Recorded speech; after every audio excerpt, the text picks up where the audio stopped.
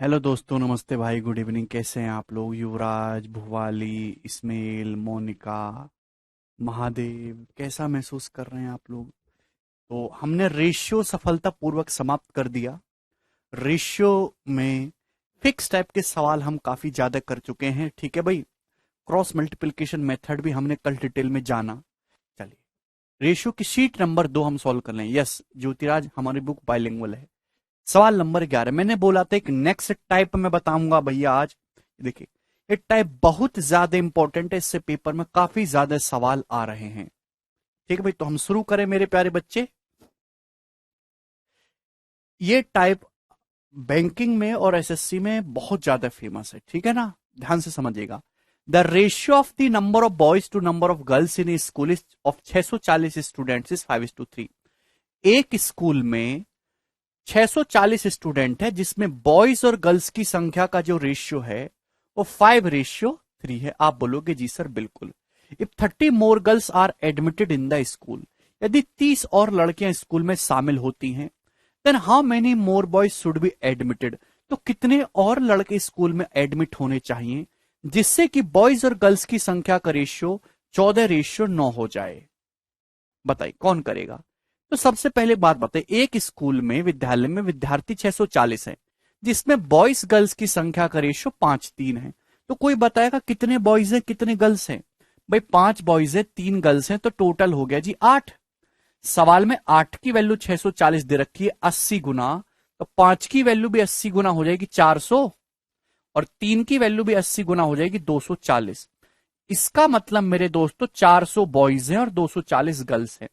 School में 400 boys हैं और 240 गर्ल्स हैं। हुआ क्या? 30 लड़कियां स्कूल में आती हैं, 30 लड़कियां स्कूल में शामिल होती है, तो अब लड़कियां हो जाएंगी 270। कितनी लड़कियां हो जाएंगी बच्चों? 270 हो जाएंगी। पूछा है कितने बॉयज को स्कूल में एडमिशन लेना चाहिए जिससे कि अब बॉयज से गर्ल्स की संख्या का रेशियो 14:9 हो जाए। यानी कि अब बॉयज से गर्ल्स की संख्या का रेशियो हो जाए 14:9। प्रेजेंट में बॉयज से गर्ल्स की संख्या का रेशियो 14:9 हो जाना चाहिए। आप बोलोगे जी सर, तो कोई मुझे बताएगा गर्ल्स कितनी? अभी 270। तो सवाल में 9 की वैल्यू 270 दे रखी है 30 गुना, तो 14 की वैल्यू भी 30 गुना हो जाएगी ना, 420। यानी कि लड़के कितने होने चाहिए? 420। 420 बॉयज होंगे, 270 गर्ल्स होंगी, तभी तो बॉयज गर्ल्स की संख्या का रेशियो 14:9 आएगा 3 से काटने पर। यानी कि लड़के पहले 400 थे, अब लड़के हमारे 420 हो गए, तो लड़के कितने बढ़ गए स्कूल में? 20। तो 20 और स्टूडेंट को एडमिशन लेना होगा। सी ऑप्शन इसका आंसर है। ठीक है भाई, ये प्री का लेटेस्ट सवाल है एकदम। कर पाएंगे? सभी बच्चों ने कर ले? इजी लगा है आर्यंस को सवाल? ये बताइए मेरे दोस्तों। सेम ही क्वेश्चन है, डाटा डिफरेंट है इसका। ये सवाल आया था जी 2015 की मेंस में। जवाब दीजिए।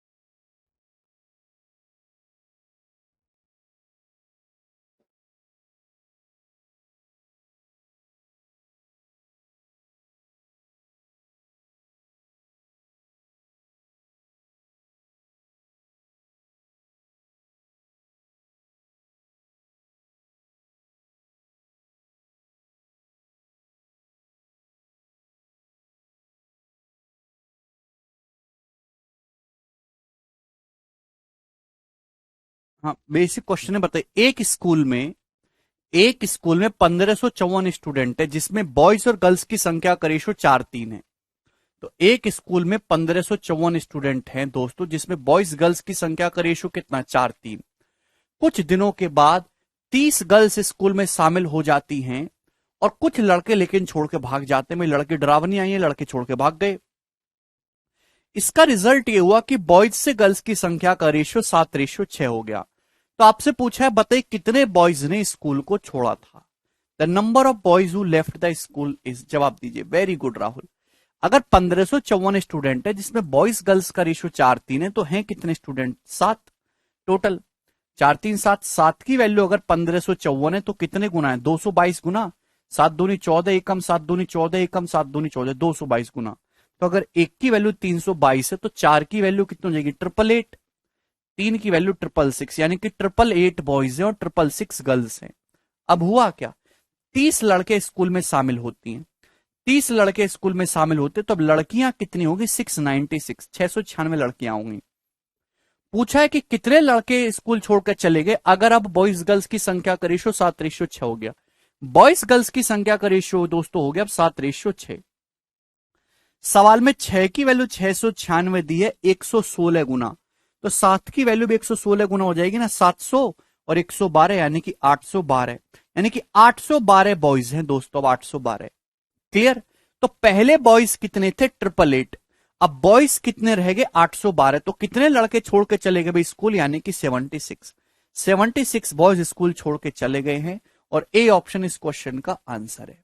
प्यारे बच्चों, क्या आप इस सवाल को कर पाओगे? सख्त लौंडे हमारे 76 हैं। ठीक है, आगे चलेंगे। ये बताइए नेक्स्ट सवाल की तरफ। सवाल है मेरे प्यारे भाई ये 13 नंबर। ये सवाल 2014 के पेपर में आया था। मुझे बताइए इस क्वेश्चन का क्या आंसर होगा,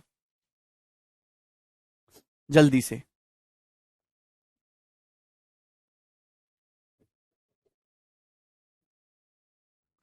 आप ही मुझे बताएंगे, मैं बिल्कुल नहीं बताऊंगा। सेम क्वेश्चन है, बहुत इंपॉर्टेंट पैटर्न है बच्चों ये। जवाब दो। देख रहा हूं मोनू, आपका आंसर देख रहा हूं मोनू भैया, वेरी गुड, बहुत बढ़िया आंसर लाए हो। नौकरी कंफर्म। मेरे प्यारे बच्चे इंस्टाग्राम पे फोटो डालें, देखा तुमने?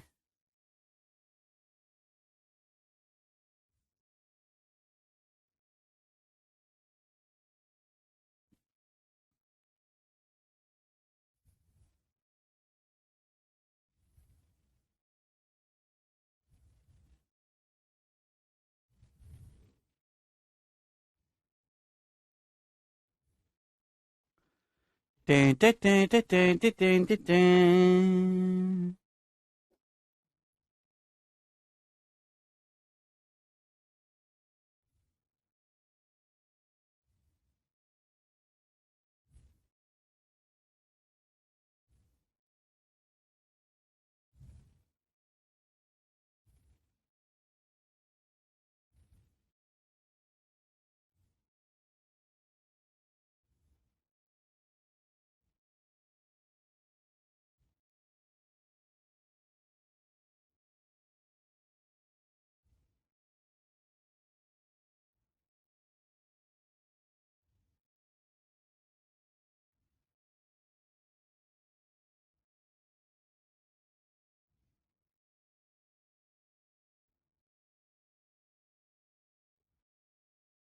85 सभी बच्चों का आंसर आ गया।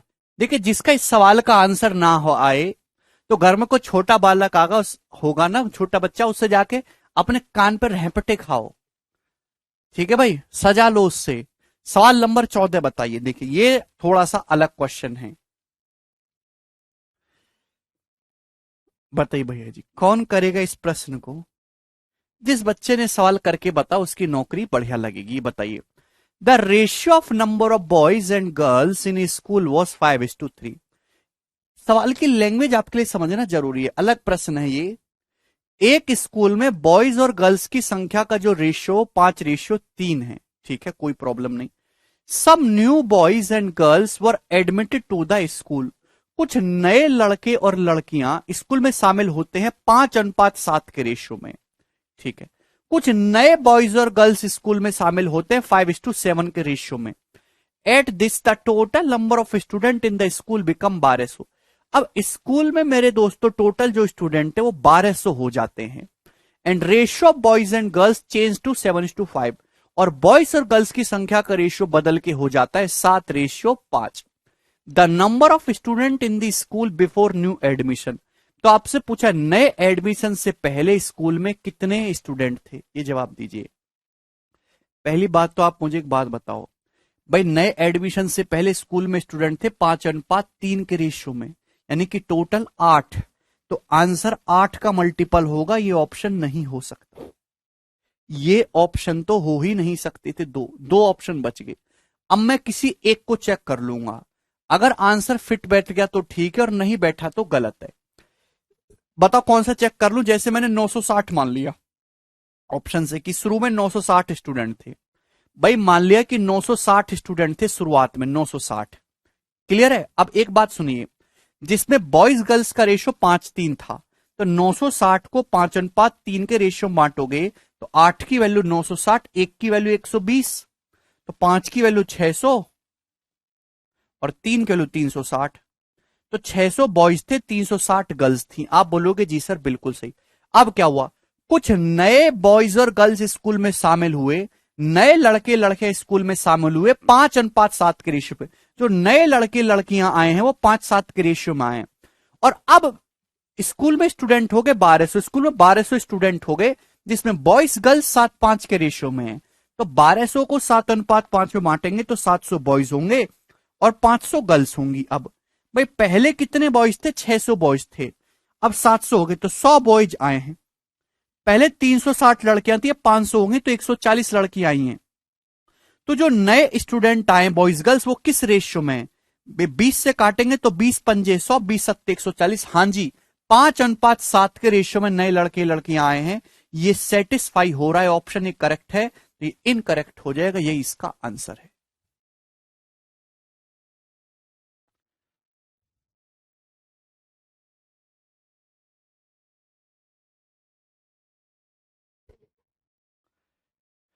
नौ सौ साठ इस क्वेश्चन को सेटिस्फाई कर रहा है।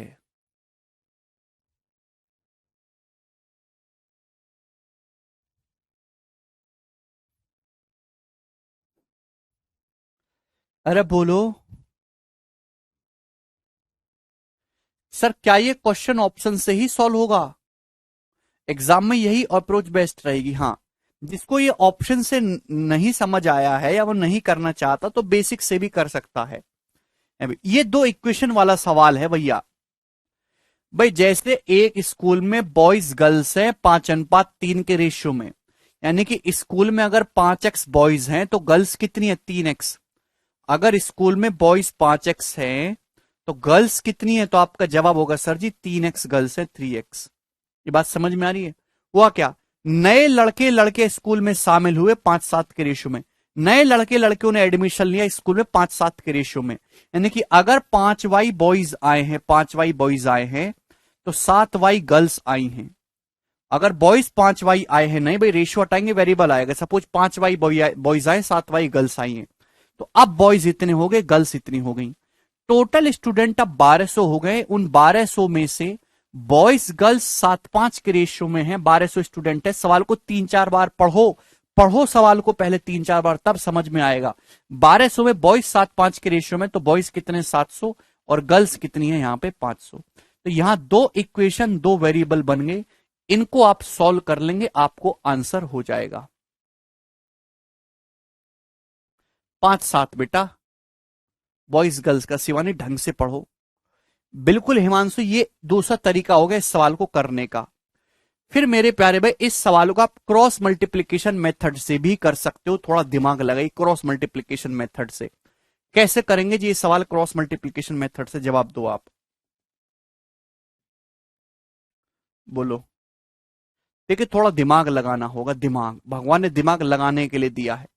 जैसे जैसे भाई एक स्कूल में बॉयज और गर्ल्स है, एक स्कूल में बॉयज और गर्ल्स है किस रेशियो में? 5:3 के रेशियो में, 5:3 के रेशियो में बॉयज और गर्ल्स है। इनिशियल है मेरे प्यारे भी, इनिशियल।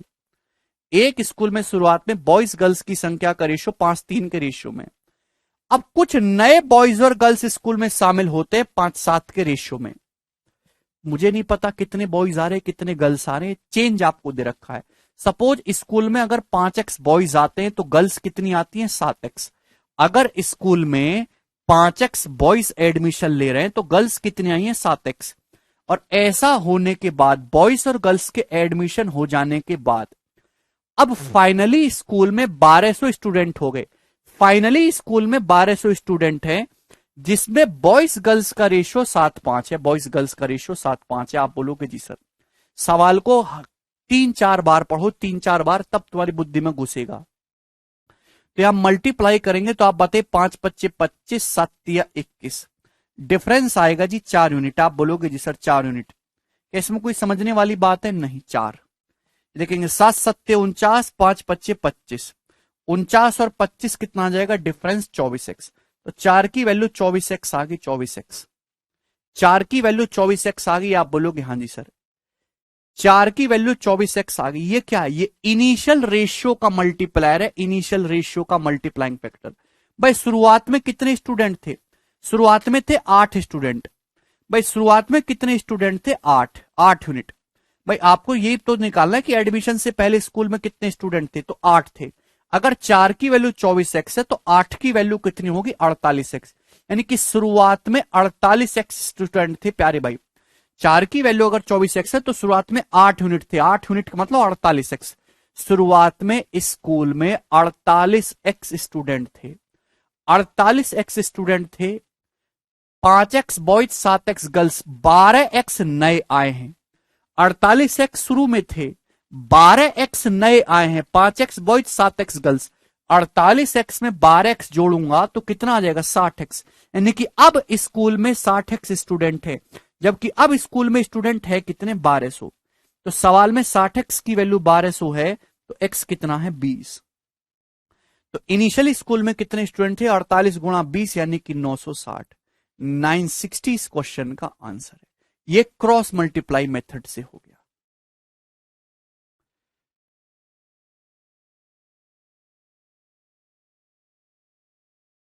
मुझे लगता है कि ये बात आपको समझ में आ गई है। मैंने 3-3 तरीकों से बताया, जिसको अब भी ना समझ में आई हो माथे पर टैटू बनवा ले। ठीक है जी, आगे चलेंगे। अगला सवाल 15 नंबर क्वेश्चन ही बताइए।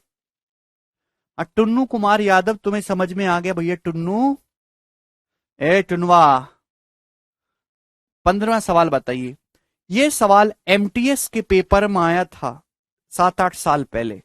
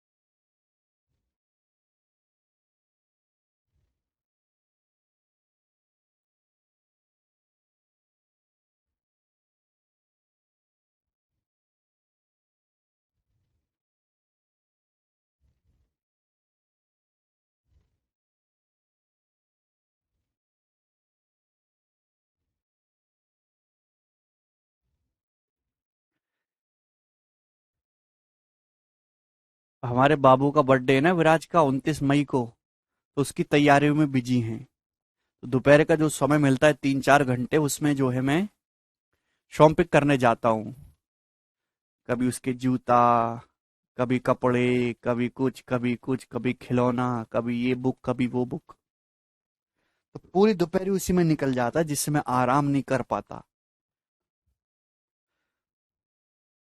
ठीक है, तो आप थोड़ा एडजस्ट करें मेरे साथ भाई। वैवाहिक जीवन में ऐसा होता है। ग्रस्त जीवन सबसे कठिन है, संन्यास लेना सबसे आसान है।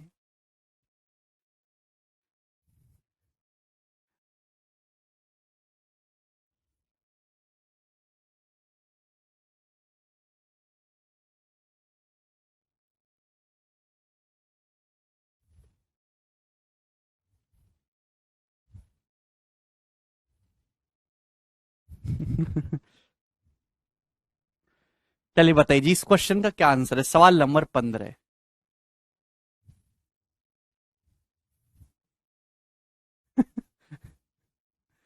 अभी आप लोगों के सामने एक टारगेट है, नौकरी लग गई जिंदगी सफल ना। नौकरी तो बहुत टुच्ची और छोटी चीज है, नौकरी के बाद जीवन में बहुत कुछ है। ठीक है भाई, आधी दुनिया तो झूठे ब्रह्म में ही रहती है, नौकरी से आगे उन्हें कुछ दिखता ही नहीं। चलिए बताइए। बहुत तगड़ा सवाल है, इस सवाल को करना जो है मानव जीवन के बस की बात नहीं है। देखिए, 600 रुपए को एबीसी के बीच बांटा गया। आप बोलोगे जी सर, 600 रुपए को बांटा गया एबीसी के बीच। ए के शेयर के 2/5 से 40 रुपए अधिक, बी के शेयर के 2/7 से 20 रुपए अधिक, और सी के शेयर के 9/17 से 10 रुपए अधिक बराबर है। तो ए का शेयर क्या होगा? जवाब दीजिए। सबसे पहले भाई 600 रुपए बांटे गए मेरे दोस्तों, तो सवाल में ये दे रखा है कि सपोज ए को ए रुपए मिले, बी को बी रुपए मिले, सी को सी रुपए मिले, तो ए प्लस बी प्लस सी 600 रुपए है।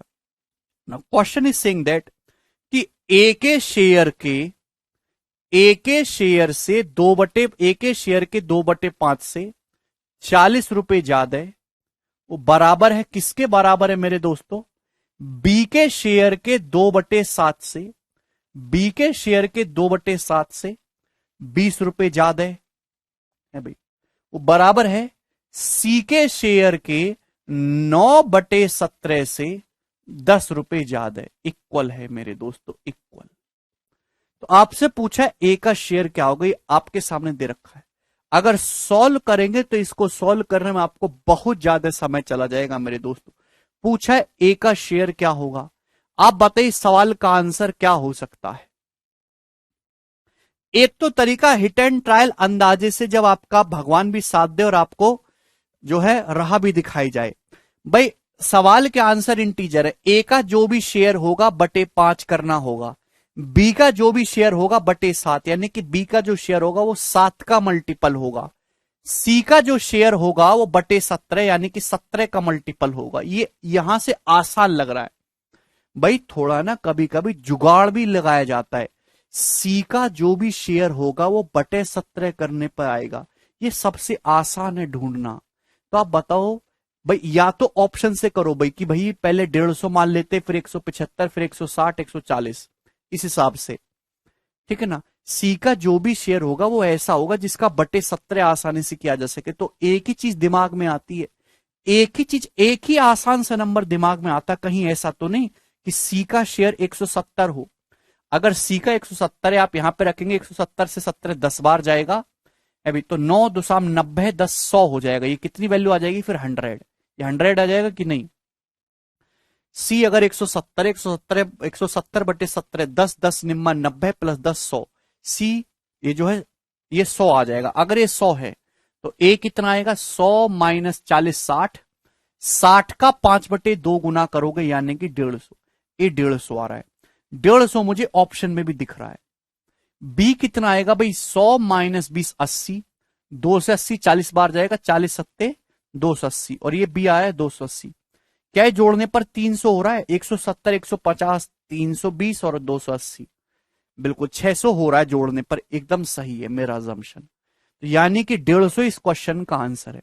ये आपने किया मेरे दोस्तों जुगाड़बाजी से, जब आपका दिमाग बहुत तेज स्पीड से चल रहा है। लेकिन आप अंतर्यामी तो होने कि आप ऐसे सोच पाओगे, या फिर आपको एक एक ऑप्शन चेक करना पड़ेगा, ठीक है ना। जो ऑप्शन सेटिस्फाई कर जाएगा वो आंसर होगा। अगर मान लो कि पेपर में बहुत कठिन डाटा आ गया और आप ऐसे एज्यूम नहीं कर पा रहे, तो इसका सॉल्व करने का प्रोसीजर भी आपको जानना जरूरी है। जब भी ऐसा सवाल आए, जब भी ऐसा सवाल है, ये एल्जेब्रा का सवाल है, इसको सॉल्व करना भाई, यहां से 3 3 इक्वेशन बन जाएंगी। इक्वेशन बिना सॉल्व करे जल्दी से कैसे करेंगे वो बताइएगा। भाई ये तीनों आपस में बराबर हैं, ये तीनों आपस में बराबर है, तो किसी ना किसी के तो बराबर है। तो भैया मैंने मान लिया मेरे प्यारे भाई, ये के बराबर है, माना के। अगर मुझे के का मान पता लग जाए तो क्वेश्चन आसानी से सॉल्व हो जाएगा। मैंने इसको के इक्वल मान लिया। भाई ये तीनों बराबर है, किसी ना किसी के तो बराबर है, माना के, ये के बराबर है। आप बोलोगे सर तो बताओ ए का शेयर कितना आ जाएगा, बच्चों ए का शेयर कितना आ जाएगा, 40 उधर जाएगा। ए का शेयर होगा के माइनस 40 गुणा 5/2। आप बोलोगे जी सर बिल्कुल सही, इसमें कोई परेशानी नहीं है, ये ए का शेयर है। बताओ दोस्तों बी का शेयर कितना आएगा, बी का तो आप कहोगे सर ये बी का शेयर निकालना है तो 20 उधर जाएगा, के माइनस 20 गुना 7/2, 7/2। बताओ सी का शेयर कितना आएगा, सी का ये 10 उधर जाएगा, के माइनस 10 गुणा 17/9। अभी तो और ये आ जाएगा ए का बी का सी तीनों का शेयर, और तीनों का टोटल शेयर मिला के 600, तो ये बराबर 600 हो जाएगा। क्लियर है, आपको के का मान निकालना है। देखिए के की यहां गुणा होगी 5/2 में, या 7/2 में, या 17/9 में, तो के तो कॉमन ही आ जाएगा दोस्तों।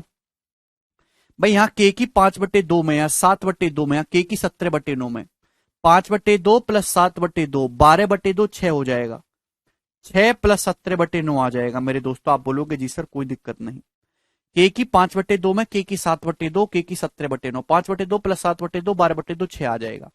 अब देखिए माइनस, अब ध्यान सुनिएगा, 40 की 5/2 में गुणा करेंगे 100, दिमाग में कर लूंगा, ये तरह तो बुद्धि भगवान ने दी है, दबा दबा के बुद्धि दी है भगवान ने।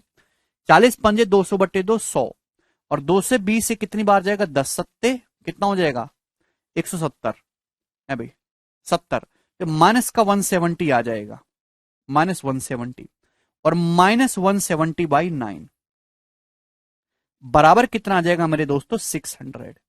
क्या आपको बात समझ में आई? भाई जब 40 की 5/2 में गुणा होगी तो 100 आ जाएगा, 20 की 7/2 में गुणा होगी 10 आ जाएगा, तो 100 और 10 ये जो है सॉरी 70 आ जाएगा, 170, और 10 की 17/9 में 117/9, यहां करेंगे मेरे दोस्तों तो कितना आ जाएगा, 9 छिक्का 54, 54 और 17 मेरे दोस्तों कितना आ जाएगा, 71/9, के इंटू 71/9।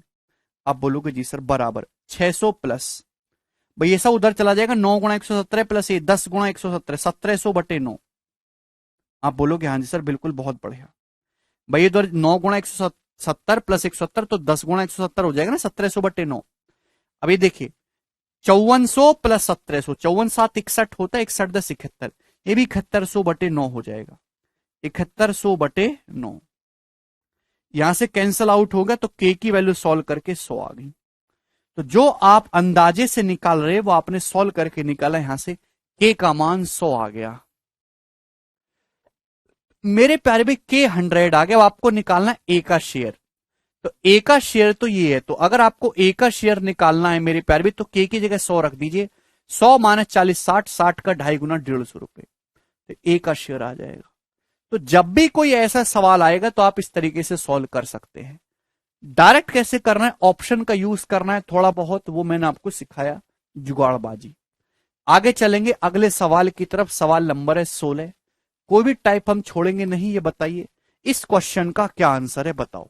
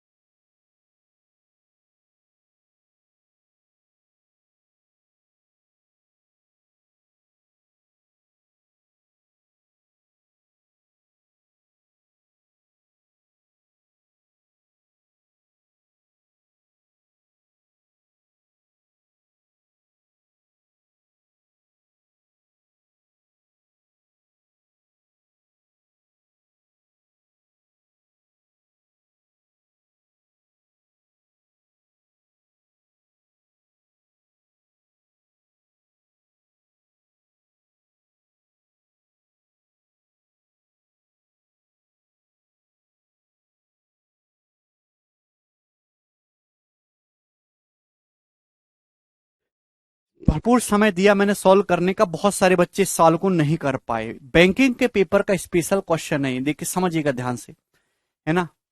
स्टेट में भी आया है एक दो बार सवाल, देखिए लैंग्वेज ही समझ नहीं आ रही हिमांशु, पहले लैंग्वेज समझ लेते हैं। The expenditure in a hostel is partly variable and directly proportional to the number of student, rest being a fix amount. देखिए मेरे दोस्तों बात समझने वाली है कि एक हॉस्टल का जो खर्चा है कुछ तो फिक्स खर्चा है और कुछ है वेरिएबल खर्चा, मतलब जो बदलता रहता है ना, वेरिएबल है। हॉस्टल का जो खर्चा है मेरे दोस्तों, जो हॉस्टल का जो एक्सपेंडिचर है वो कुछ तो फिक्स है मेरे दोस्तों, फिक्स, कोई रहे या ना रहे, हॉस्टल में चाहे एक लड़का रहे चाहे 10 लड़का रहे, उतना खर्चा आएगा ही आएगा, है ना। जैसे कि झाड़ू पोंछा का खर्चा हो गया मेरे दोस्तों, मरम्मत का खर्चा हो गया, इस टाइप से, ठीक है ना, फिक्स।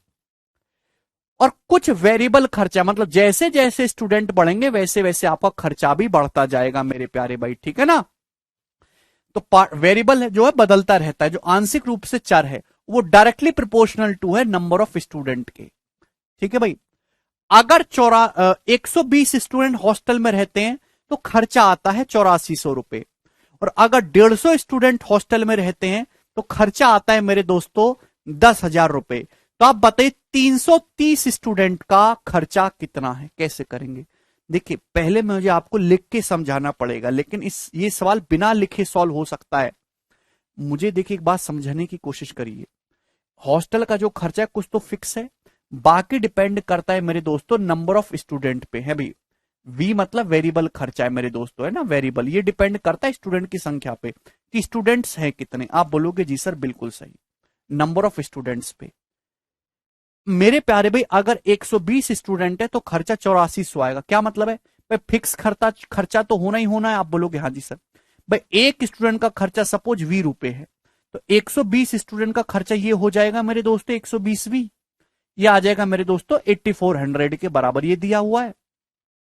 भाई हॉस्टल का कुछ खर्चा तो फिक्स है, बाकी वेरिएबल है, वो डिपेंड करता है directly proportional number of student के। मैंने माना एक स्टूडेंट का 20 रुपए, 120 स्टूडेंट का ये हो जाएगा। अगर हॉस्टल में कितने स्टूडेंट हो मेरे दोस्तों 150, तो 150 स्टूडेंट का खर्चा मेरे प्यारे भाई क्या आ जाएगा, ये होगा जो कि 10,000 दे रखा है सवाल में। आपसे पूछा है 330 स्टूडेंट का खर्चा बताओ, 330 स्टूडेंट का, तो ध्यान से सुनेगा।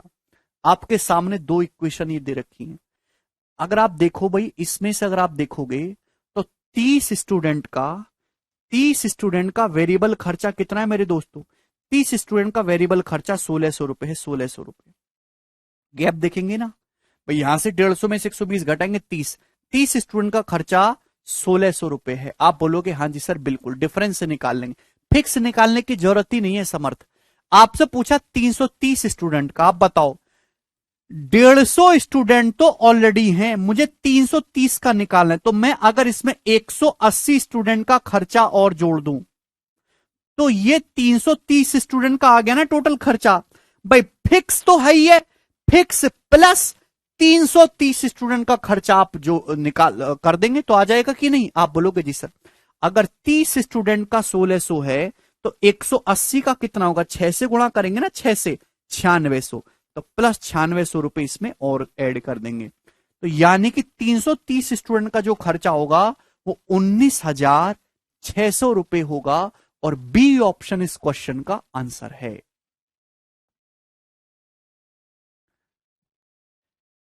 तीन सौ तीस स्टूडेंट का खर्चा आपसे पूछा है तो क्या मतलब था कि फिक्स तो होना ही होना है, प्लस एक स्टूडेंट का वी खर्चा है तो 330 स्टूडेंट का ये आपसे सवाल में ये पूछा गया था। तो मेरे पास जब F प्लस 150 ऑलरेडी है तो 180 स्टूडेंट का और जोड़ दो, आ जाएगा कि नहीं। ये बात सभी स्टूडेंट को समझ में आ गई, थोड़ा लॉजिकली सोचने की आदत डालिए। Very good Lakshmi, very good है भाई, यस और नो। अब देखिए आपको इतना लिखना नहीं है मेरे दोस्त, ये बिना लिखे आप चला दोगे बात। सवाल में दे रखा है कि भैया 120 स्टूडेंट का खर्चा 8400 है और 150 स्टूडेंट का 10,000 है, फिक्स तो है ही है। तो यानी कि जैसे ही 30 स्टूडेंट आपके बढ़े, जैसे ही 30 स्टूडेंट आपके बढ़े तो खर्चा आपका 1600 रुपए बढ़ गया, 1600 रुपए, 30 स्टूडेंट बढ़ने पर खर्चा 1600 बढ़ गया। 150 स्टूडेंट का खर्चा 10,000 दे रखा, 150 स्टूडेंट का, इसमें फिक्स कॉस्ट भी शामिल है और 150 स्टूडेंट का कॉस्ट भी शामिल है। तो अगर मैं 180 स्टूडेंट का कॉस्ट और जोड़ दूं, यानी कि 9600 रुपए और जोड़ दूं, तो 330 स्टूडेंट का खर्च आ जाएगा 19,600 रुपए। पेपर में सवाल आएगा तो आप ऐसे करेंगे। 30 स्टूडेंट का अगर 1600 है तो 180 स्टूडेंट का कैसे होगा, 6 से गुणा कर देंगे ना जीवन, 9600। बेटा क्यों नहीं सोचते हो आप ये बातें। अगला सवाल करिए, 17 नंबर प्रश्न।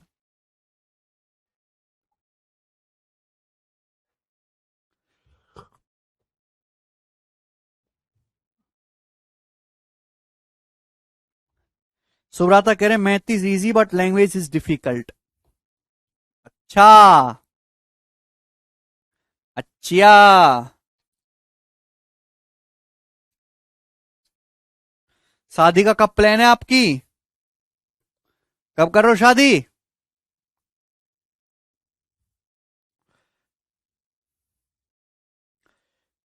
मैं इतने सालों से पढ़ा रहा हूं और दसियों हजार स्टूडेंट की नौकरी लगी होगी। मतलब प्रेजेंट में जितने भी बच्चे एसएससी सीजीएल के थ्रू जा रहे हैं, सब जानते पहचानते तो हैं ही, मैक्सिमम पढ़े भी हैं। लेकिन कुछ सैकड़ों में भी ऐसे स्टूडेंट नहीं है जो जो जो है, क्या बोलते हैं, अपनी शादी में बुलाए हो हमको या मिठाई का डब्बा भेजे हो। बहुत ही मक्कार आदमी हो तुम लोग, नौकरी लगने के बाद ना भूल जाते हो। हम नहीं भूलते, हम स्टूडेंट को बुलाते हैं आदर सत्कार से, उसको बढ़िया होटल में रुकवाएंगे, बढ़िया से खिलाएंगे पिलाएंगे, उसको गिफ्ट भी देंगे, उसकी पूरी व्यवस्था भी करेंगे, उसके घर वालों को भी संतुष्ट रखेंगे, उसको अच्छा फील गुड कराएंगे, घुमाएंगे भी। लेकिन स्टूडेंट ऐसा नहीं सोचता। गलत बात है दोस्तों ये। अचानक से सब नौकरी कैसे लगती है, 1 मिनट में झटके से रिजल्ट आया भाई, क्या क्या बन गया, आईटी बन गया। उसके बाद मेंटलिटी एकदम चेंज हो जाती है। जीवन में किसी भी आदमी का योगदान अगर आपको सफल बनाने में रहा हो, उसको कभी भूलना नहीं। मैं हॉस्टल में रहता था तो जो है मेरे पास जैसे पैसे नहीं होते थे, क्योंकि आपको पता है कि घर वाले कितने पैसे भेज दें, 20 दिन में खत्म हो जाते हैं, आखिर के 10 दिन उधार मांग मांग के चलाना पड़ता है काम। तो एक था मामा यादव, मैं पहचानता हूं उसको, मुझे एक्स्ट्रा रोटी दे देता था। हालांकि 4 रोटी का रिवाज होता है, वो मुझे घी लगा के भी देता था, 1 रोटी एक्स्ट्रा दे देता था। मैं उस इंसान को कभी नहीं भूला। मैं जाता हूँ गाजियाबाद उससे मिलने, आज भी।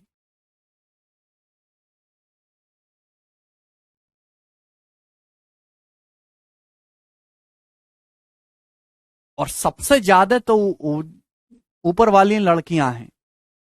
लड़कियों की नौकरी लगते ही तो, कौन है भाई तू, कौन से सर हो आप, ये घर वाले मेरे ही हैं, ये मेरा ही मम्मी पापा है क्या, ये भैया मेरा है क्या? वो तो अलग ही उड़ने लगती हैं।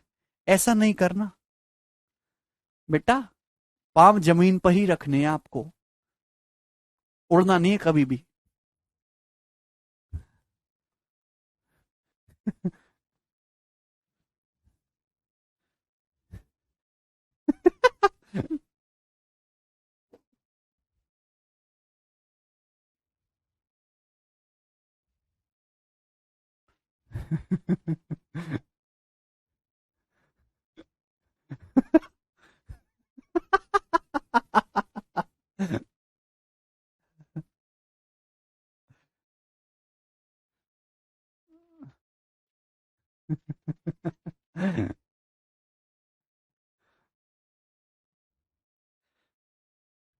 ये बताइए, अगला सवाल, सवाल नंबर 17। एक्सेप्शनल भी हैं तितली, यही तो दिक्कत है कि exception is not so exceptional these days.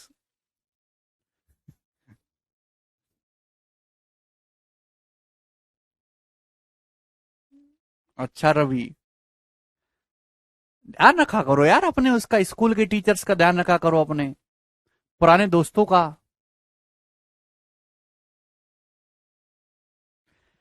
ये सवाल बताइए, देखिए पेपर का पूछा हुआ सवाल है, A B and C A, B और सी तीन बॉक्स है containing marble in the ratio 3:5:7। ABC मेरे दोस्तों तीन बॉक्स हैं जिसमें मार्बल है 3:5:7 के रेशियो में। टोटल नंबर ऑफ मार्बल है 150। यदि 12 मार्बल ट्रांसफर कर दिए जाएं ए से बी में और 8 मार्बल ट्रांसफर कर दिए जाएं बी से सी में, तो एबीसी में मार्बल्स की संख्याओं का नया रेशियो क्या होगा? जवाब दीजिए। करेंगे। देखिए मेरे दोस्तों, सॉल्व तो आपको करना पड़ेगा, बहुत ही बेसिक सवाल है, कुछ इसमें ऐसा खास है नहीं। एबीसी भैया तीन बॉक्स है जिनमें मार्बल 3:5:7 के रेशियो में है, टोटल 150 मार्बल है।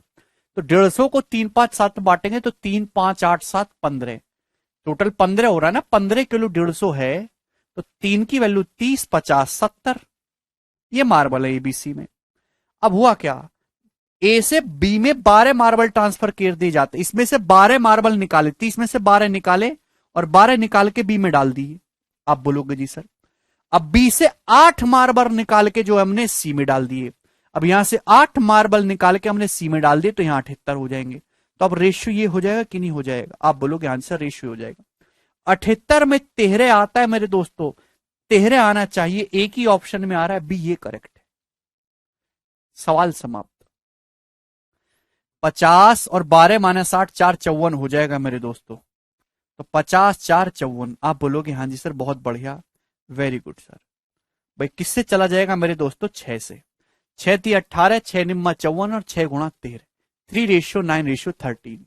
सभी बच्चों ने कर लिया। ये प्री के पेपर में सवाल आया था, ऐसे सवाल आप देखिए, जरूरी नहीं कि मैं सारे सवाल कराऊं। अब देखिए ये किसी टाइप का सवाल नहीं है, ना ही मैंने आज से पहले कभी कराया किसी बैच में।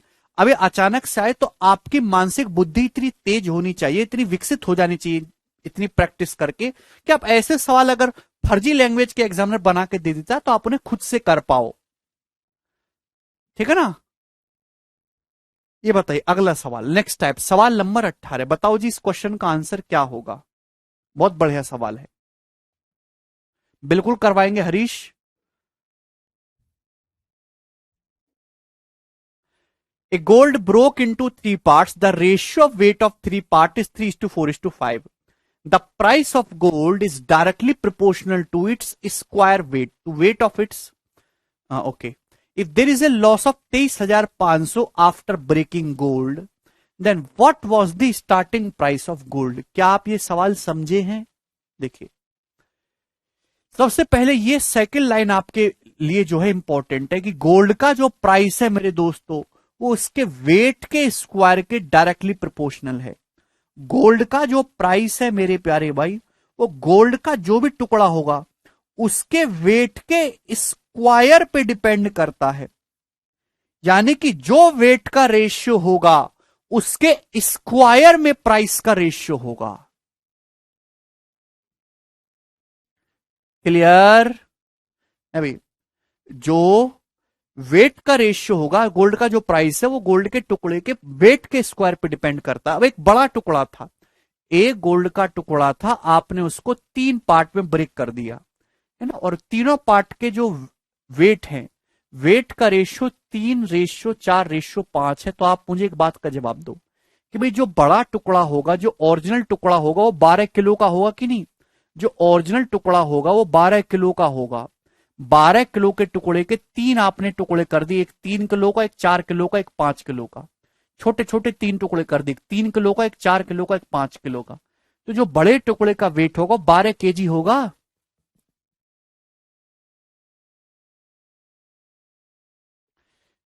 12 किलो को हमने 3, 4, 5 में टोटा, ये वेट का रेशियो है। तो भाई इन टुकड़ों के प्राइस का रेशियो क्या होगा?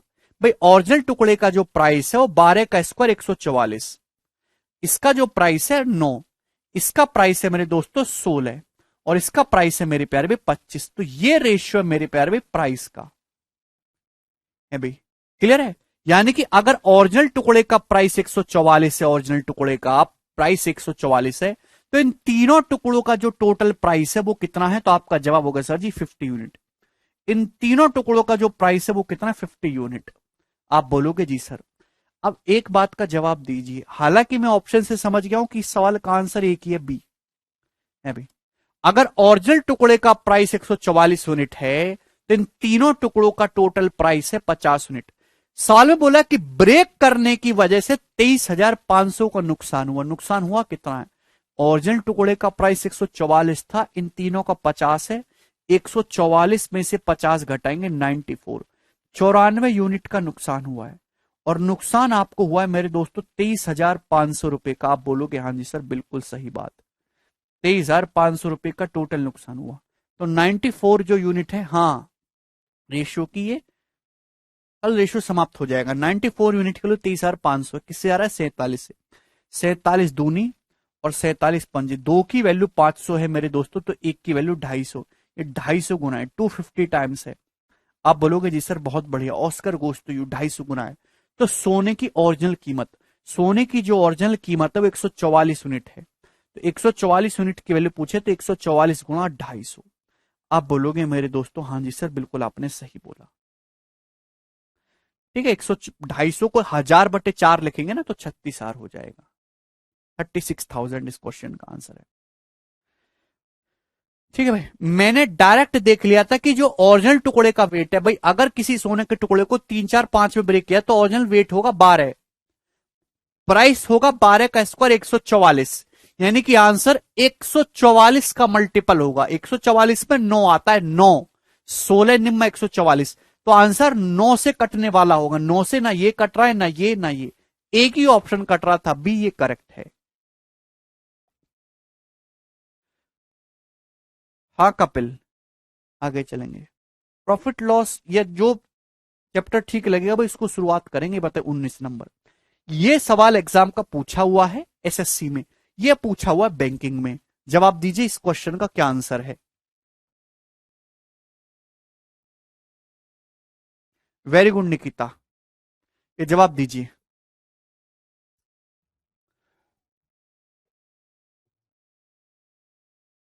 यस, 12 का मल्टीपल भी देख सकते हैं।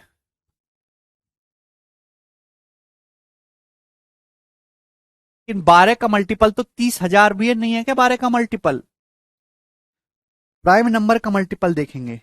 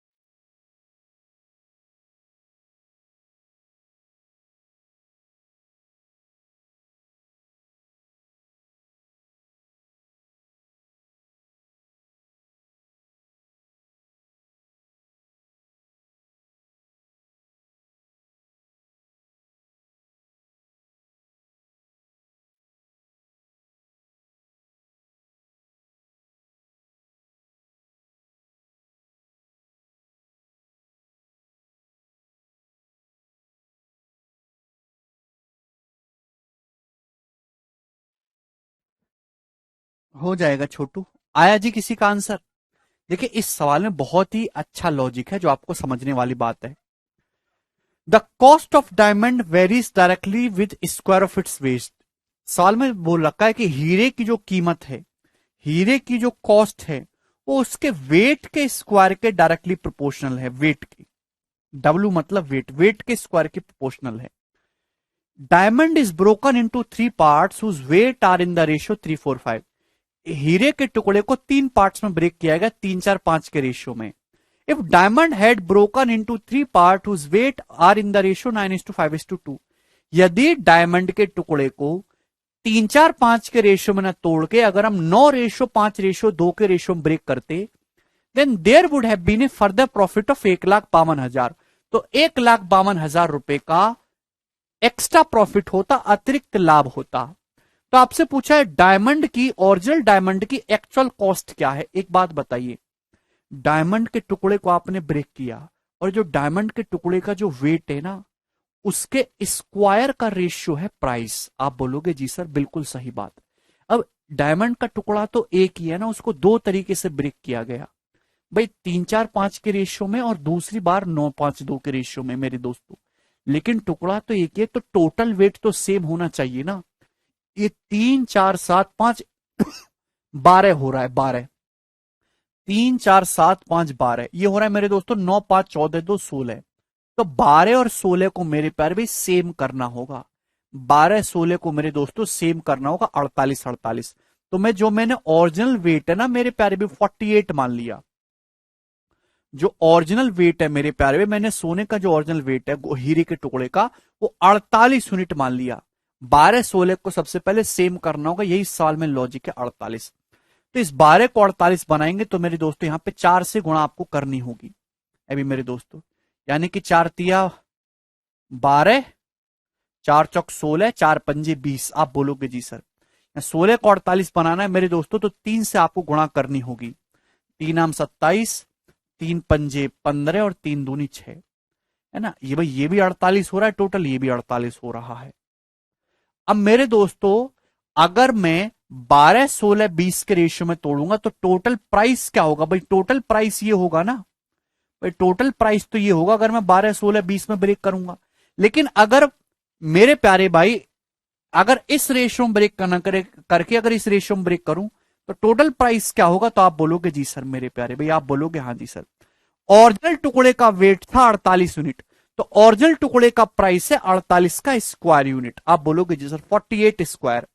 आप बताओ मेरे दोस्तों, जब आपने एक हीरे के टुकड़े को इस रेशियो में ब्रेक करा तो टोटल प्राइस कितना बना भाई, ये कितना हो जाएगा 800। 12 स्क्वायर प्लस 16 स्क्वायर 20 स्क्वायर होता है 800। मेरे प्यारे भैया कितना हो जाएगा 729, और 225 प्लस 36 कितना होता है मेरे 225 और 36 261। ये हो जाएगा मेरे प्यारे भाई यहां से 990। 990 आप बोलोगे जी सर, यानी कि मेरे प्यारे भाई अगर ये 800 है मेरे दोस्तों तो ये कितना है 990 यूनिट। किसी को इसमें कोई समस्या, आप बोलोगे नहीं सर भाई, वेट का स्क्वायर करेंगे तो ही तो प्राइस का रेशियो आएगा। अगर मैं इस रेशियो में ब्रेक करूंगा तो तीनों टुकड़ों का टोटल प्राइस 800 बनना है, और इस रेशियो में ब्रेक करूंगा तो टोटल प्राइस बना है 990। तो 800 की बजाय 990 हो गया, तो कितना एक्स्ट्रा है 190 यूनिट एक्स्ट्रा है, 190 यूनिट। और सवाल के अकॉर्डिंग कितना एक्स्ट्रा है 1,52,000 रुपए का एक्स्ट्रा प्रॉफिट हुआ। आप बोलोगे जी सर बहुत बढ़िया, कितने गुना है 19×8 = 800 टाइम्स 800। तो एक यूनिट की वैल्यू 800 रुपए हो गई। एक यूनिट की वैल्यू बच्चों कितनी होगी 800 रुपए आ गई। आपसे पूछा ओरिजिनल हीरे की कीमत, तो ओरिजिनल हीरे का प्राइस है 48 स्क्वायर। 48 स्क्वायर यूनिट की वैल्यू आपको निकालनी है, तो एक यूनिट की वैल्यू 800 रुपए, तो मल्टीप्लाई बाई 800। ये इस क्वेश्चन का आंसर आ जाएगा। तो मैं कह सकता हूं आंसर के एंड में 2 जीरो आएंगी, यूनिट डिजिट होगा जी 2, 8 का स्क्वायर 64, 4×8=32, 2 जीरो, 2 जीरो आएंगी मेरे दोस्तों, और उसके बाद यूनिट डिजिट 2 आएगा। तो एक ही ऑप्शन ऐसा दिख रहा है मुझे, डी ऑप्शन, यही करेक्ट आंसर है। 48 का स्क्वायर 2304 होता है, 2304 के 800 में गुणा करेंगे तो 1900 अभी 18432 ही हो जाएगा। ठीक है, 23×8=184 और 32। समझ में आ गया मेरे दोस्तों। तो छोटे से लैंग्वेज वाले सवाल को भी इतना अच्छा क्रिएट किया जा सकता है। आगे चलेंगे, अब कर लोगे ये टाइप। क्या ये ब्रेक करने वाला सवाल, हीरे के टुकड़े वाला सवाल अब आप कर लोगे एग्जाम में, दोबारा से जरूर दिखाई देगा आपको कभी ना कभी जीवन में। बताइए नेक्स्ट क्वेश्चन, सवाल नंबर 20। दोनों ही मैंने आपको करवा दिए, इजी भी और मॉडरेट भी। मैं बिल्कुल नहीं चाहता कि एक भी इंपॉर्टेंट टाइप मिस हो। समय बेशक ज्यादा लगे, लेकिन मैं आपको सारे सवाल यहीं हर एक टाइप खत्म करवा दूंगा।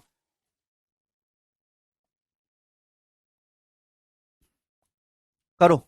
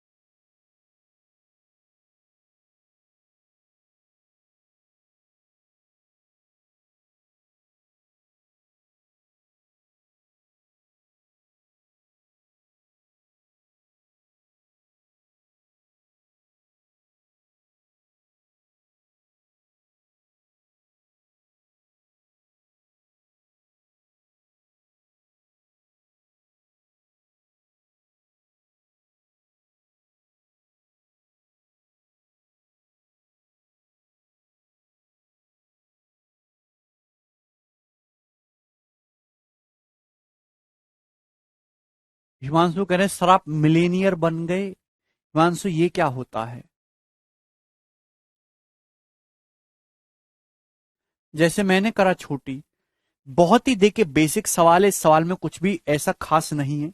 C1 C2 C3 C4 C5 पांच कंपनियां हैं। C1 C2 C3 का प्रॉफिट 9-10-8 के रेशियो में है। देखिए C1 C2 C3 C4 C5 पांच कंपनियां हैं। C1 C2 C3 का प्रॉफिट 9-10-8 के रेशियो में है। ये 9-10-8 हो गया। जबकि C2 C4 C5 का 18-19-20 के रेशियो में है। C2 C4 और C5 का 18-19-20 के रेशियो में है। अगर C5 और C1 के प्रॉफिट का डिफरेंस 19 लाख है, तो सारी कंपनीज का टोटल प्रॉफिट आपसे पूछा है, जवाब दीजिएगा। Very easy question. भाई दो अलग अलग रेशियो, केवल इसमें कंबाइंड करना है। भाई यहां C2 10 है या 18, गलत बात है, तो 10 और 18 को सेम करना होगा। अभी दोनों जगह C2 कॉमन है, 90 बनाने के लिए यहां 9 से गुणा हो जाएगी। 9 नाम 81। अभी 9-10-8 को है ना मेरे दोस्तों, यहां आप 9 से गुणा कर दोगे पूरे रेशियो में। तो 9 नाम 81, 9 दूसाम 90 और 9 8 72। आप बोलोगे जी सर बिल्कुल सही। अभी और यहां 90 बनाने के लिए मेरे दोस्तों C2 को 5 से, 18 पंजे 90, ये हो जाएगा 19 पंजे 95। अभी मेरे दोस्तों और ये हो जाएगा 20 पंजे 100, 100। ये रेशियो आ गया C1 C2 C4 C5 का। C5 C1 का डिफरेंस 19 लाख। 81 और 100 का डिफरेंस आ रहा है 19। सवाल में 19 यूनिट के लिए 19 लाख रुपए दिया है, तो 1 यूनिट के लिए 1 लाख। टोटल प्रॉफिट आपसे पूछा, टोटल प्रॉफिट हो जाएगा 5 2 7 1 8, 8 9 17 7 24। अभी और 10 34 और 9 43, यानी कि 438 लाख इस क्वेश्चन का आंसर आएगा। करोड़ में 4.38 करोड़, 4.38 करोड़। बच्चों का इतना पैसा काफी होगा जिंदगी जीने के लिए? 4.38 करोड़।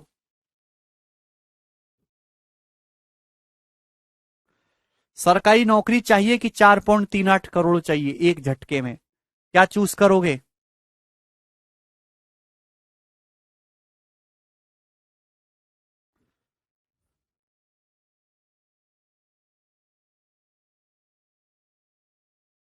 ये बताइए नेक्स्ट टाइप आपके सामने आएगा, सवाल नंबर 21।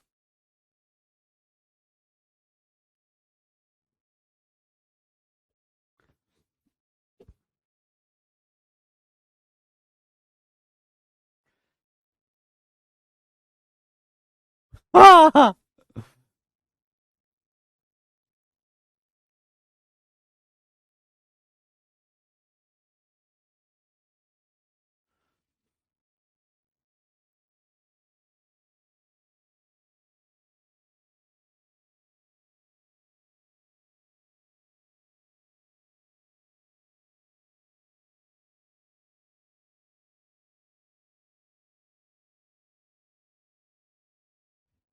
एक बच्चे कह रहा है गवर्नमेंट जॉब सर, अच्छी लड़की से शादी करनी है।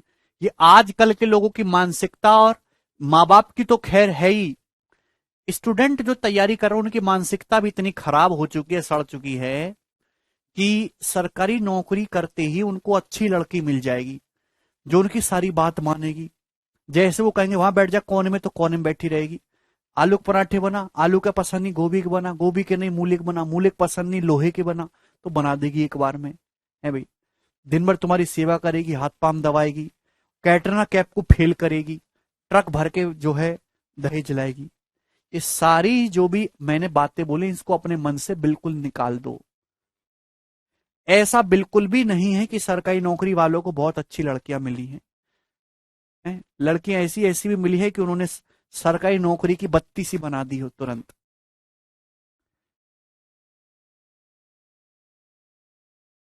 डिपेंड लड़की पे करता है कि वो कैसी है। आपके 4 पेट्रोल पंप होते, किसी सरकारी नौकरी वाले को ऐसी लड़की नहीं मिल सकती जो 4 पेट्रोल पंप के मालिक को मिलेगी। तो ये मानसिकता जो है आप अपनी निकाले, इसको बदलिए। You are not preparing for to get good लड़की, ठीक है ना, वो बहुत दूर की बात है। ना ही ऐसा पॉसिबल हो, आपका नसीबा भगवान के हाथ से लिखवा के जैसा लाए होगे वैसा आपको मिलेगा।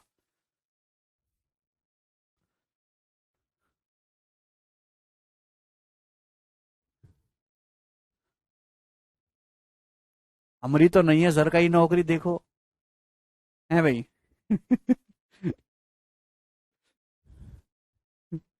21 नंबर ही बताइए जल्दी सवाल। बहुत इंपॉर्टेंट सवाल है, कौन करेगा?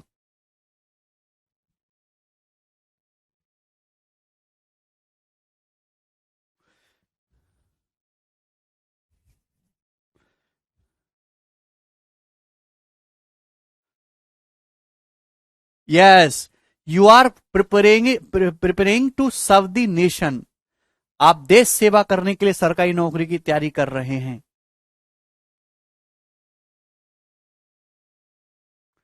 ठीक है।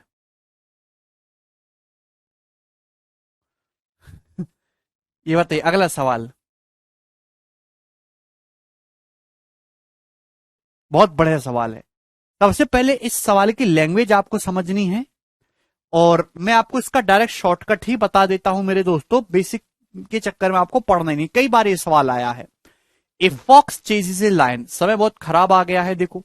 लोमड़ी पीछा कर रहा है शेर का मारने के लिए। तो एक लोमड़ी शेर का पीछा करता है। The fox takes 7 leaps for every 5 leaps of lion. ये फॉक्स है, ये लॉयन है मेरे दोस्तों। लोमड़ी शेर का पीछा करता है। शेर जितनी देर में 5 छलांग लगाएगा, लोमड़ी उतनी देर में 7 छलांग लगाता है। आप बोलोगे जी सर, यानी कि मेरे दोस्तों फॉक्स अगर 7 छलांग लगाता है, उतने ही टाइम में शेर 5 छलांग लगाता है। रेशियो कितना का? 7-5 का। The distance covered by lion in 6 leaps is equal to the distance covered by fox in 5 leaps. शेर द्वारा 6 छलांग में तय की गई दूरी लोमड़ी द्वारा 5 छलांग में तय की गई दूरी के बराबर है। यानी कि शेर द्वारा 6 छलांग में चली गई दूरी लोमड़ी द्वारा 5 छलांग में चली गई दूरी के बराबर है मेरे दोस्तों।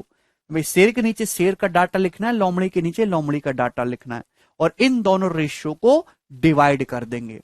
जस्ट डिवाइड द रेशियो मेरे दोस्तों। तो 7×42 है भी मेरे प्यारे भाई, और ये 5×5=25। यही लोमड़ी और फॉक्स और लॉयन की स्पीड का रेशियो आ जाएगा, और आपसे स्पीड का रेशियो पूछा गया है।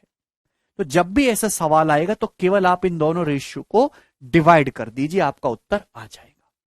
क्या बोला? लोमड़ी शेर का पीछा करता है ना। लोमड़ी जितने टाइम में 7 छलांग मारता है, शेर उतने टाइम में 5 छलांग मारता है। और शेर द्वारा 6 छलांग में चली गई दूरी लोमड़ी द्वारा 5 छलांग में चली गई दूरी के बराबर है, दोनों को डिवाइड कर देंगे। क्लियर? आप बोलोगे जी सर। किसी को बेसिक जानने में दिलचस्पी है तो मैं वो भी बता देता हूं। देखिए, सेम टाइम में चलेगी डिस्टेंस ही स्पीड हो जाएगी, सेम टाइम में चलेगी डिस्टेंस ही स्पीड हो जाएगी।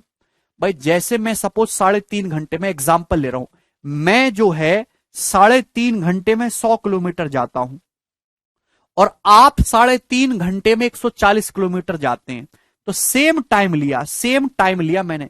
भाई मैं जो है एग्जाम्पल ले रहा हूं एक, है ना, 3.5 घंटे में 100 किलोमीटर जाता हूं और आप 3.5 घंटे में 140 किलोमीटर जाते हैं, तो मेरी और आपकी स्पीड का रेशियो क्या हो जाएगा? जब ये रेशियो ले लीजिए, 20-7 ही हो जाएगा कि नहीं भाई? 20 से कट जाएगा 5:7 ही आ जाएगा स्पीड का रेशियो, 5:7। सेम टाइम में जो चलेगी डिस्टेंस है उसका रेशियो ही स्पीड का रेशियो हो जाएगा। अब एक बात बताओ, दूसरी लाइन देखो, शेर द्वारा 6 छलांग में, ये है मेरे दोस्तों फॉक्स, ये है लोयन। शेर द्वारा 6 छलांग में चलेगी दूरी लोमड़ी द्वारा 5 छलांग में चलेगी दूरी के बराबर है। तो भैया एक एक छलांग में भाई 6 इधर आ जाएगा, 5 उधर आ जाएगा, यानी कि शेर अगर एक छलांग में 5 मीटर जाएगा तो लोमड़ी एक छलांग में 6 मीटर जाएगी। देख लो चाहे, रिवर्स कर देंगे। शेर द्वारा 6 छलांग में चलेगी दूरी लोमड़ी द्वारा 5 छलांग में चलेगी दूरी के बराबर है मेरे दोस्तों। तो हम क्या कर देंगे, इसको रिवर्स कर देंगे, उल्टा कर दिया मैंने। 5 इधर चला जाएगा शेर के पास और 6 आ जाएगा लोमड़ी के पास। अभी अगर लोमड़ी एक छलांग में 5 मीटर जाता है तो 6 छलांग, सॉरी, शेर अगर एक छलांग में 5 मीटर जाता है तो 6 छलांग में 30 मीटर जाएगा। लोमड़ी एक छलांग में 6 मीटर जाती है तो 5 छलांग में 30 मीटर जाएगी, 5 से 30 होगी ना डिस्टेंस बराबर। ठीक है, तो रिवर्स हो जाएगा। तो ये लोमड़ी के द्वारा शेर के द्वारा एक एक छलांग में चलेगी दूरी है। अब बताओ, लोमड़ी जितने टाइम में 7 छलांग मारेगी, शेर उतने टाइम में 5 छलांग मारेगा, यानी कि सेम टाइम में लोमड़ी तो जाएगी 42 मीटर और शेर जाएगा 25 मीटर। ये रेशियो हो जाएगा। ठीक है, तो इसमें आपको टाइम लगेगा, ऐसा आपको नहीं करना है। ठीक है, आगे चलेंगे। मैंने आपको डायरेक्ट शॉर्टकट बता दिया कि कैसे करना है। ये बताइए, अगला सवाल सवाल है जी आपके सामने 22 नंबर, ये करो।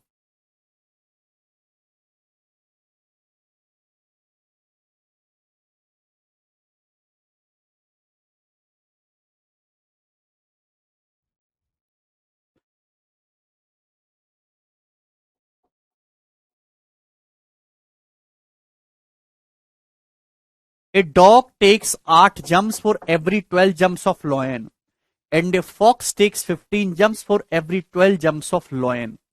The distance covered by dog in 8 jumps, distance covered by lion in 16 jump, distance covered by fox in 24 jumps is equal. Find the ratio of their speed. देखिए मेरे दोस्तों, डॉग है, फॉक्स है और लॉयन है। एक कुत्ता जितनी देर में 8 छलांग मारता है, शेर उतनी देर में 12 छलांग मारता है। जितनी देर में शेर 12 छलांग मारता है, लोमड़ी उतनी देर में 15 छलांग मारती है। तो ये जो है सेम टाइम में मारेगी छलांगों का रेशियो है।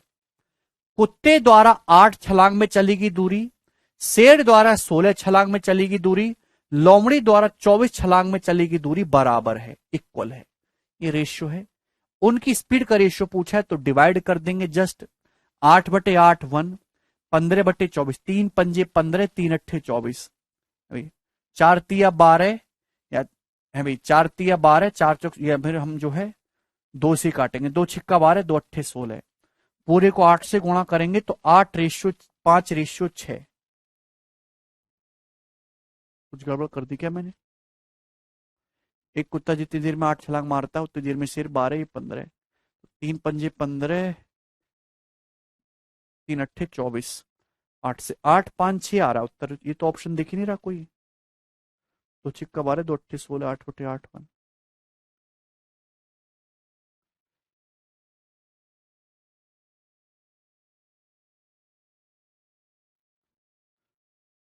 8 6 5। क्या हो गया भाई? कुछ गड़बड़ है क्या इस सवाल में? Dog takes 8 jumps for every 12 jumps of lion, fox take 15 jumps for every 12 jump of lion. Distance covered by dog in 8 jumps, distance covered by lion in 16 jump, distance covered by fox in 24 jumps is equal. तो यहां पे divide करेंगे, lion को पहले रखें, dog, okay, sorry sorry sorry sorry sorry, बिल्कुल बिल्कुल बिल्कुल गड़बड़ कर दी हमने। हमने ऑर्डर गलत ले लिया, जिस ऑर्डर में बोला गया उसी ऑर्डर में लेना है। डॉग, लॉयन और फॉक्स बोला गया है, हमने गलती कर दी भाई, इधर उधर चेंज करोगे ना, जिस ऑर्डर में जानवर बोलेंगे उसी ऑर्डर में लेना है। डॉग 8 जंप, जितनी देर में 8 जंप लगाता है शेर उतनी देर में 12, जितनी देर में शेर 12 लगाए उतनी देर में लोमड़ी 15 जंप लगाएगी। अभी डॉग द्वारा 8 जंप पे चलेगी दूरी, शेर द्वारा 16 जंप में और लोमड़ी द्वारा 24 जंप में चलेगी दूरी इक्वल है। जब आप यहां से डिवाइड करेंगे 1, अभी 2 छिक्का 12, 2 अट्ठे 16, 3 पंजे 15, 3 अट्ठे 24, 8 से डिवाइड करेंगे तो 8:6:5 आ जाएगा। इस क्वेश्चन का आंसर सी ऑप्शन होगा। जिस ऑर्डर में जानवर बोले गए आपको उसी ऑर्डर में लेना है। ठीक है भाई, चलो देखिए आज इतना ही छोड़ेंगे मेरे दोस्तों, बाकी हम कल करेंगे। अब बाय।